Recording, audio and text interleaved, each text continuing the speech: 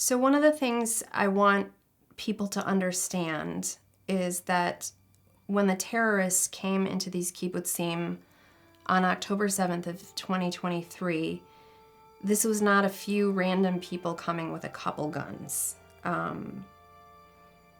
These terrorists didn't come into residential neighborhoods with a gun or two. They came with trucks full of weaponry.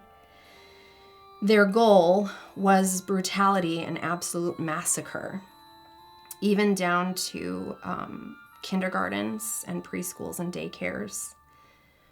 Now, every kibbutz has a response unit, but they are only prepared for a terrorist or two, and most residents don't have guns. Only the response unit has guns, and they're locked up in one particular location.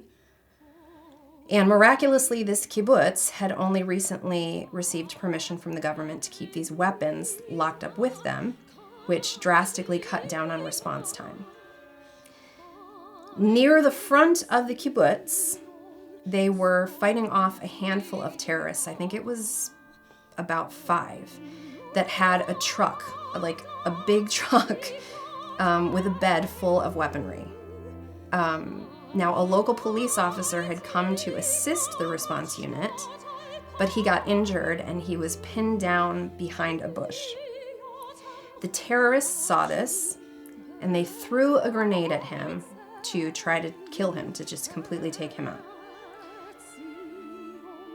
Miraculously, as God promised, Israel is the land flowing with milk and honey, which is evident on this kibbutz, having been there. It is lush, it is full of foliage and produce. This particular bush was so thick that the grenade got stuck right in front of the terrorists, taking out the entire group and their truck full of weapons. And what does the Tanakh say? You shall go out with joy and be led forth in peace. The mountains and hills will break forth before you. There will be shouts of joy, and the trees in the field will clap their hands. I believe by God's will and his design that the land itself defended its people that day. Too many people suffered and died, yes, and I don't want to minimize that. But we may never know how many were miraculously protected and spared until we reach the other side.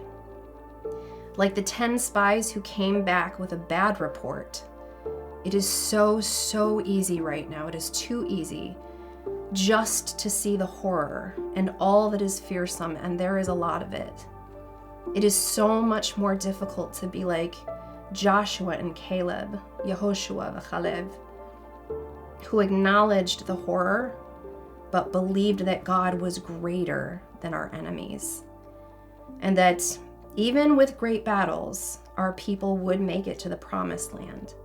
The land that thousands of years later, on October of 2023, defended its people. Not everyone survived in Caleb and Joshua's time. Not everyone survives now. But we as a people survive, free and in our land. Israel is God's rainbow. It is beautiful because it is a picture of his faithfulness to his own promises to us. If he has been so faithful in his promises to us, surely he will be faithful in his promises to all nations. He did not choose us as a light in order to only bless us. No. He chose us as a light in order to bless the entire world.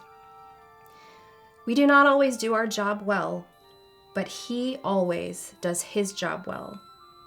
Israel will always be a light for anyone who truly seeks peace and seeks God, even at times despite ourselves. God has and always will be faithful to us because of his undying mercy and undying love for all people. When it comes to Israel, all are welcome.